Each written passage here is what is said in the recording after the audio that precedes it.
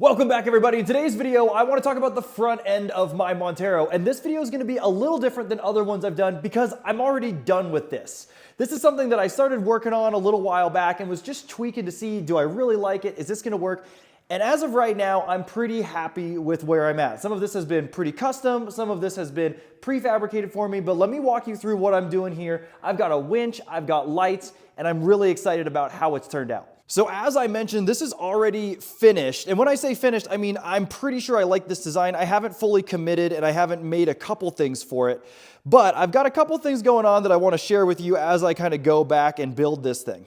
So the first thing I've got going on is these Auxbeam lights. I've had these on a couple different trucks over the last, I don't know, 6 months, and these things rock. It's so hard to capture light video, so I probably won't even bother shooting a video of these at night. But what I really love about these is they've got a lot of throw side to side. It pretty much lights up everything on this side of my vehicle all the way to this side. And so it's got a good amount of flood, but it also shoots light really far out. So that's really nice when I'm driving around late at night in the woods, whether I'm rock crawling or I'm going pretty fast. These do both.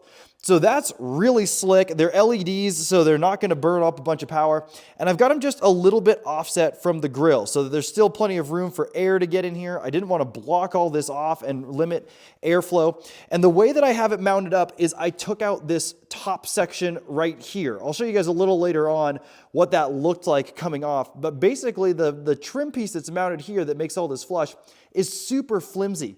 And on the Hoop Taro, I had lights that were a little bigger, this mounted a little higher up, and they just rocked back and forth. And before, I don't know, even like the day was done of having them installed, they actually ended up breaking a tab. And then whenever I drive on a bumpy road, they'd shake. And there's nothing worse than light chatter. It just makes you feel kind of woozy behind the wheel. And so I didn't want that. This is a lot more solid. So far, I've had these on here for about 2 months, and they haven't moved at all. They're really sturdy. I like where they're at. So I've got those lights, and I'll show you how they're hooked up inside, but that's working really well. And the other thing I have up here is my winch. Now, this is a SmittyBilt 10,000 pound winch, and I went with this one because, as you can see, it's completely hidden behind the bumper. Again, I'll show you in a little bit what this looks like without the bumper, and you can see how it kind of sits down there and how the winch tray is mounted up. But this whole thing is hidden so that it's not having to protrude. I didn't have to cut a bunch of stuff. Other people are fitting 12K winches from Harbor Freight in here, and they're having to cut out a bunch of stuff, and I don't love the way it looks. Granted, I think this could do a little bit better in the cosmetic department, but as far as like stealth goes, you can't see the winch at all. All you have is this fairlead here with this flush hook, which is nice because it's not bumping into rocks. I do have a Badlands winch fairlead on here. I'm working on getting one that's a little different. This is kind of temporary mocked up. You can see the bolts stick out a little too far for my liking. But that's all right there. And then right back here, because I've removed that trim piece, you can see the engagement for the clutch. So right now it's locked in. If I was to swivel this forward, it would disengage it. It's not the easiest to find. So if you've got someone who's not familiar with my car and I tell them, hey, disengage it, they aren't going to be able to find it. But it's tucked right up in there. I know where it is, so that's helpful. I might make a little bit of, I might do some signage here. Every once in a while, I end up in a situation where I'm in the car, I need to winch, and someone else needs to run that winch for me, but I can't get out because I'm holding the brakes, so it's a really precarious situation. And I want to make it as easy as possible. So I'm able to get to everything on the winch because I just need that, and then the fairlead, and everything is tucked in here. And that's made possible by this adventure-driven design skid plate.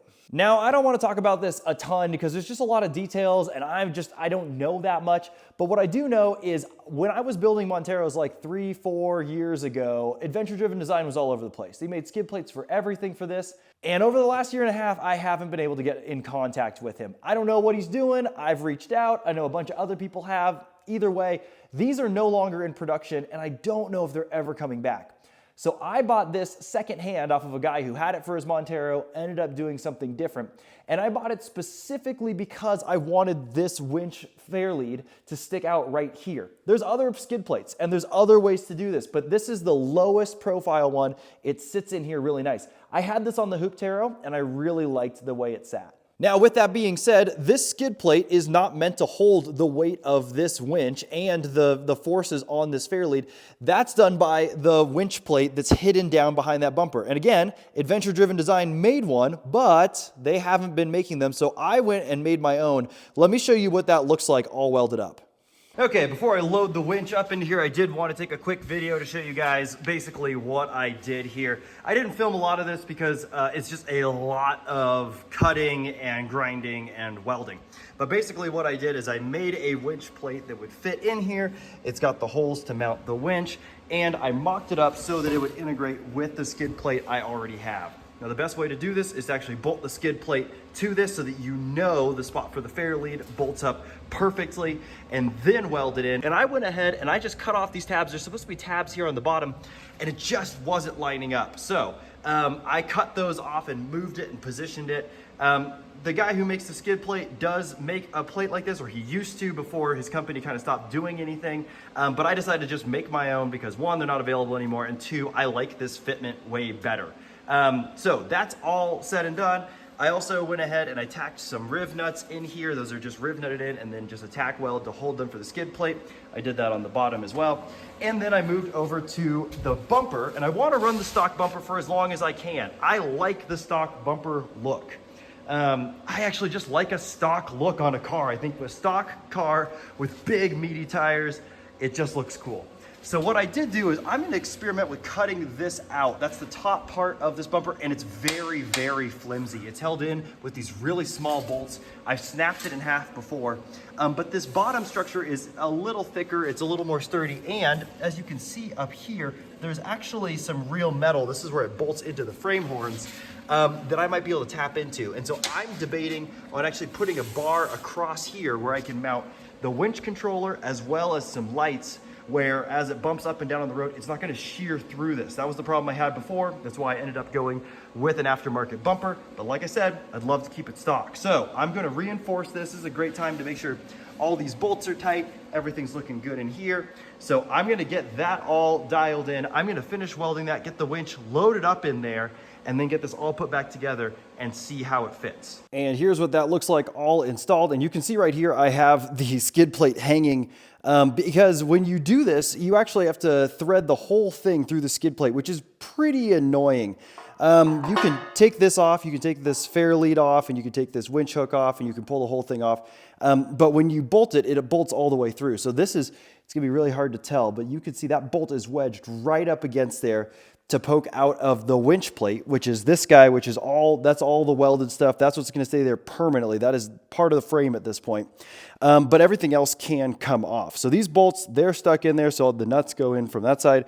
And this is just one of the factors to consider when you're doing something like this. But for me, again, having the integration, having the winch as low as possible, that was the win. So I'm completely happy with this setup. So I'm not 100% sure why it doesn't fit up just right in there, and I had to kind of weld that thing at a little bit of an angle, a little bit higher up. But here's what I will tell you, this thing works. I found myself in a situation where I had this thing way tilted up on its rear, and it was about to flip over. And I had to put all of the force I could into this winch to pull me up an obstacle, and it held no problem. The winch is sufficient for the task. The mounting brackets are really good. It didn't bend or tweak this skid plate. And so I'm really satisfied with how this turned out. Later on, I might be looking at making this black. I don't know if I'm going to get away from the chrome or not. That's a cosmetic decision. But either way, this is exactly what I wanted in the front. It gets the winch down low. It's the biggest winch I can fit in the smallest amount of space. It's all integrated really well. And it leaves me room to mount these lights in a way that is not going to interfere with cooling as much, and they're super bright.